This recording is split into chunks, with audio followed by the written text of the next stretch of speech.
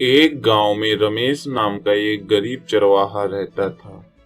उसके पास बहुत सारी बकरियां थीं। रमेश के घर का खर्चा इन्हीं बकरियों से चलता था। रमेश बाजारों में अपनी बकरियों को अच्छी कीमतों पे बेचता था और जो पैसे मिलते थे उन्हीं से वह अपने परिवार का खर्चा चलाता था। कि तभी एक बार रमेश की बकरियों पर एक आदमी की नजर पड़ी। वह बोला, वाह, क्या बकरियां हैं। इतनी मोटी बकरियां तो मैंने अपने लाइफ में कभी नहीं देखा। अगर यह मुझे मिल जाए तो मुझे इनका अच्छा कीमत मिलेगा। फिर वह आदमी उन बकरियों को चुराने की सोचा। फिर जब रमेश बकरियों को बेचकर अपने घर वापस जा रहा था कि तभी वह आदमी चुपके चुपके रमेश के पीछे चल दिया। उसने रमेश का घर देख लिया। अच्छा, तो ये घर है इसका। अब मुझे सोचना पड़ेगा कि मैं ये बकरियों को यहाँ से कैसे ले जाऊं अपने साथ। फिर वह आदमी वहां से चला गया। फिर दूसरे दिन वह आदमी पुलिस की भेष में आया और रमेश से बोला, रमेश, हमें पता चला है कि तुम गैर कानूनी रूप से ज्यादा बकरियों का पालन कर रहे हो और सरकार को कोई भी टैक्स नहीं दे रहे। इसीलिए मुझे आदेश मिला है कि तुम्हारी सारी बकरियां जब्त कर ली जाएं। इस पर रमेश बोला, अरे नहीं पुलिस साहब, मैंने तो ज्यादा बकरियां नहीं पाली, बस थोड़ी सी हैं, और अगर आप इनको ले जाओगे तो मेरा गुजारा बसारा कैसे चलेगा। मेरे बच्चे और बीवी तो भूखे ही मर जाएंगे। इस पर वह पुलिस वाला बोला, अभी मैं कुछ नहीं कर सकता। मैं इन बकरियों को ले जा रहा हूँ और जब तक कोर्ट से कुछ आदेश नहीं आता तब तक ये मेरे ही अंडर में रहेंगी।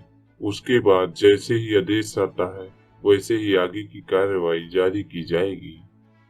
फिर वह पुलिस वाला उन सारी बकरियों को लेकर चला जाता है वहां से। फिर वही आदमी जो पुलिस वाले की भेष में था बोलता है, वाह, क्या बेवकूफ बनाया मैंने उस रमेश को। अब इन बकरियों से मुझे बहुत सारा पैसा मिलेगा। फिर वह आदमी उन सारी बकरियों को एक दुकान पर बेच देता है और उससे ढेर सारे पैसे पा जाता है।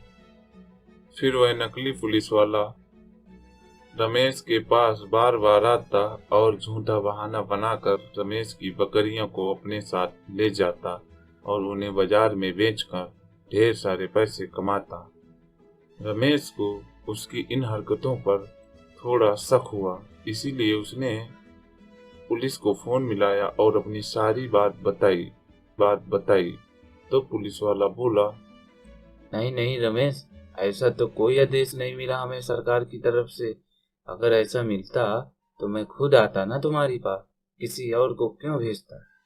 अच्छा, तो तुम ऐसा करो, जब वह आदमी दोबारा तुम्हारे पास आए तो तुम उसे बिजी रखना और हमें फोन कर देना। फिर मैं वहां आ जाऊंगा और बाकी काम मैं खुद देख लूंगा। रमेश ने उस पुलिस वाले के हाँ में हाँ मिलाया और फोन रखा। वाला आया तो रमेश ने चुपचाप पुलिस वाले को फोन मिलाया कि तभी वह पुलिस वहां रमेश के पास आ गई और उस नकली पुलिस वाले को पकड़ लिया। इस पर वह बोला, अरे माफ कर दो साहब, माफ कर दो। आज के बाद मैं ऐसा काम कभी नहीं करूंगा। सच बोल रहा हूँ साहब, मुझे माफ कर दो। उस आदमी ने रमेश की बकरियों के जितने पैसे कमाए थे वो सारे पैसे रमेश को दे दिए और वह माफी मांगने लगा। इस पर रमेश को उस पर तरस आ गया और उसने पुलिस वाले से बोला, साहब रहने दो इस बार इसको, अगली बार अगर ये ऐसा करे तो आप इसे जरूर पकड़ लीजिएगा। फिर वह आदमी रमेश का शुक्रिया अदा करता है और वहां से चुपचाप भाग जाता है।